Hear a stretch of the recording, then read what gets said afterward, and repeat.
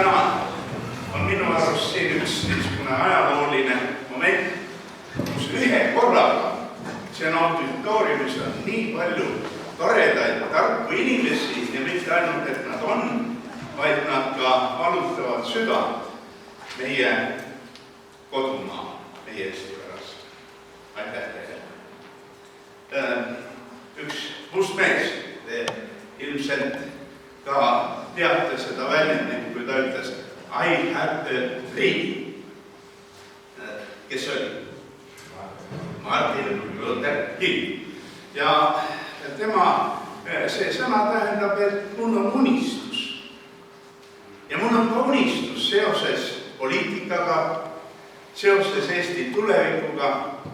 Ja see unistus räägib, et kui ometi poliitika läheks selliseks, kus inimesi austatakse, kus neid ei materdata maha, kus on hea soovlikkus, hea tahtlikkus ja viisakus. Ega see ei ole kõige parem variant, kui me teised peaksime maha tallama, neid mõnitama, nendest halvasti ütlema, et sellega ise ennast tõsta. On ka teine variant. On võimalus näidata, kuidas edasi minna. On võimalus anda häid ideid. Ja ma usun seda, et vaba isamaaline kodanik ongi selleks koos ja see on tema eesmärk anda häid ideid. Seda viia rahvani, kirjutada, rääkida, suhelda.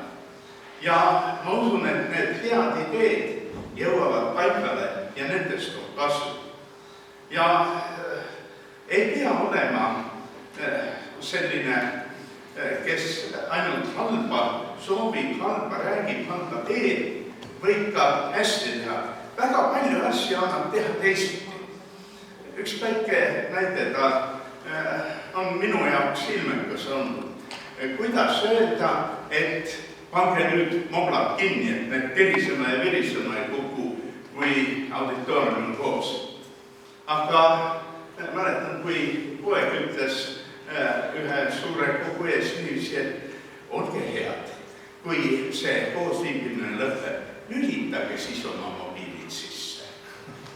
Annab öelda viisakalt, mitte halvustavalt, mitte negatiivselt, vaid positiivselt. Nii et minu soov teile kõigile head ajupotentsiaalid siin on, et tegutsege edasi, soovige head ja kui siin tekib ka uus poliitiline või mingisugune erakond, siis see erakond võiks anda kõigile eeskuju selles, et ta ei materda teisi, näitab teed edasi, on lugupidav kõikide inimeste suhtes, riigipeade, riikide suhtes, me ei pea kedagi alavääristama.